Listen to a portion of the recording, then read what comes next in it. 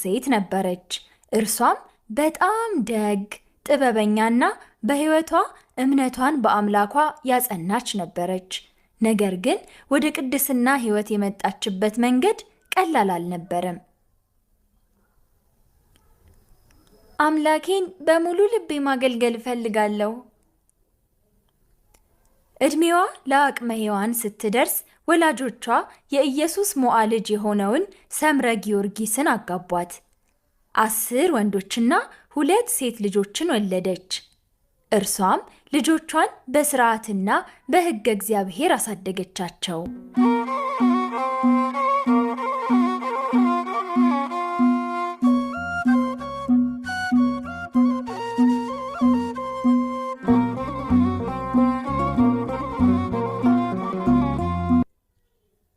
ነገር ግን አንድ ቀን ክርስቶስ ሰምራ ስህተት ሰራች። በቤት ውስጥ ከሚያገለግሏት አገልጋዮቿ አንዷ ላይ እርኩስ መንፈስ አደረ።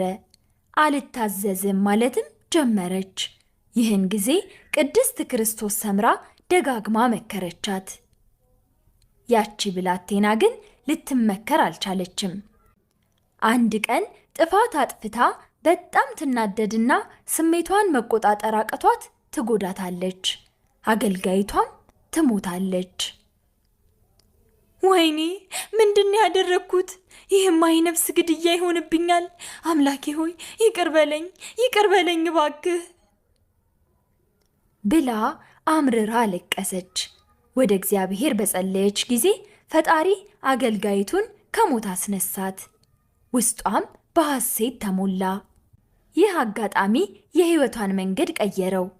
እንዲህም አለች፣ በዓለማዊ ሕይወት ውስጥ ስኖር ይህን ተአምር ካደረገልኝ በምናኔ ሕይወት ብኖር ደግሞ ምን ያህል ድንቅ ሥራን ያደርግልኛል በማለት ባለቤቷንና ልጆቿን እንዲሁም ወላጆቿን ትታ መነኮሰች።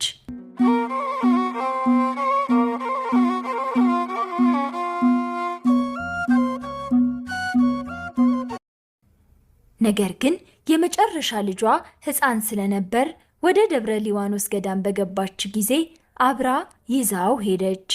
ወደ ገዳም ስትደርስ ግን ሌላ ፈተና ገጠማት። ገዳሙ የሴቶች ብቻ በመሆኑ ልጇ መግባት እንደማይችል ትረዳለች። እርሷም ልጇን በዚያው አስቀምጣ በገዳሙ ውስጥ በጸሎት በጾምና በስግደት ስትተጋም ቆየች። ልጇ ግን እናቱን ባጣ ጊዜ አለቀሰ፣ ተራበም።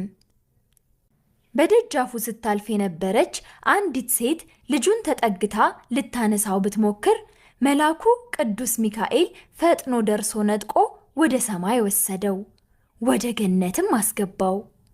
መልአኩ ቅዱስ ሚካኤል ለቅድስት ክርስቶስ ሰምራም ተገልጾ ልጇ በገነት እንዳለ ነግሮ አጽናናት። ወደ ጣና ባህርም መርቶ ወሰዳት። በዚያም ለ12 ዓመት በባህር ውስጥ ገብታ ሰውነቷ ተበሳስቶ አሳዎች በውስጧ እስኪያልፉ ድረስ ቆማ ጸለየች። ጌታችን ኢየሱስ ክርስቶስም ተገልጾ ቃል ኪዳን ሰጣት። 10 አክሊላትም ወረዱላት። እናታችን ክርስቶስ ሰምራ ደግና ሩህሩህ ነበረችና ጌታን እንዲህ ብላ ለመነችው። አቤቱ ፈጣሪዬ፣ እኔን ባሪያህን ከክፉ ነገር ሰውረኸኛልና ዲያብሎስን ትምረው ዘንድ እለምንሃለሁ። ይኸውም ስለ አዳምና ስለ ልጆቹ በጠቅላላውም በዓለም ያሉ ስለ ሰዎች ሁሉ ስጋቸው ስጋዬ ስለሆኑ እንዳያስታቸው ክፉ ሥራም እንዳያሰራቸው ብዬ ነው ማርልኝ ማለቴ አለችው። ጌታችንም ቅዱስ ሚካኤል ወደ ዲያብሎስ እንዲወስዳት አዘዘው። ሲኦል ሲደርሱ ምሕረትን የሚፈልግ ከሆነ እንድትጠይቀው ቅዱስ ሚካኤል ባዘዛት ጊዜ ጠራችው። ከፈጣሪህ ጋር ላስታርቅህ ብዬ ነው አለችው። እርሱም መልሶ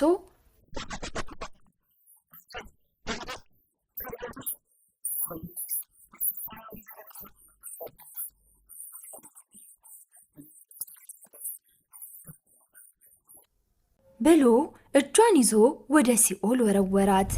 በዚያች ቅጽበት ቅዱስ ሚካኤል ሲኦልን በሰይፉ መታው፣ ተከፈተም። በውስጡም ብዙ ነፍሳት እርስ በርስ ሲነባበሩ አየች። ነፍሷም ታበራ ስለነበር 10,000 ያህል ነፍሳት መጥተው በላዩዋ ሰፈሩባት። ከሲኦልም ይዛቸው ወጣች። እነዚያን ነፍሳት የማረላትንም ፈጣሪዋን አመሰገነች።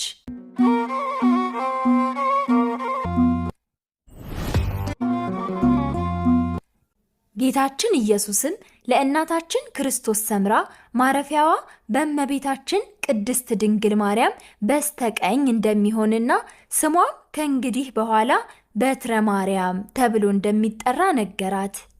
እመቤታችንም ተገልጻ ወዳጄ ክርስቶስ ሰምራ ሆይ አንቺን የወለደች ማኅፀን የተባረከች ናት። አንቺንም አጥብተው ያሳደጉ ጡቶች የተባረኩ ናቸው። አንቺንም ያዩ ዓይኖች የተባረኩ የተቀደሱ ናቸው። አንቺንም የሚያመሰግኑ ንዑዳን ክቡራን ናቸው። ያንቺን ገድል የሚሰሙ የሚያሰሙ የተባረኩ ናቸው አለቻት። ከዚህ በኋላ ስጋዋ ከነፍሷ ተዋህዶ ወደ መሬት ተመለሰች። በቁመቷ ልክ ጉድጓድ አስቆፍራ በዙሪያዋ ጦሮችን አስተከለች። ይህም ወደፊትና ወደ ኋላ በምትልበት ጊዜ እንዲወጋት ነበር። ለ12 ዓመትም እየሰገደች ኖረች። ጌታችንም እንዲህ አላት፣ አንቺን የሚወዱ ስምሽንም የሚጠሩ ዝክርሽንም የዘከሩና በዓልሽን ያከበሩ እስከ 12 ትውልድ እምርልሻለሁ። እንዲሁም ከስዕላድኗ ላይ እንደምንመለከተው ጌታችን ለእናታችን ለቅድስት ክርስቶስ ሰምራ 12 አክናፎችንና 10 አክሊላትን ሰጥቷታል። እናታችን ክርስቶስ ሰምራ ነሐሴ 24 ቀን በ375 ዓመቷ ነፍሷ ከስጋዋ ተለይቶ መልአክ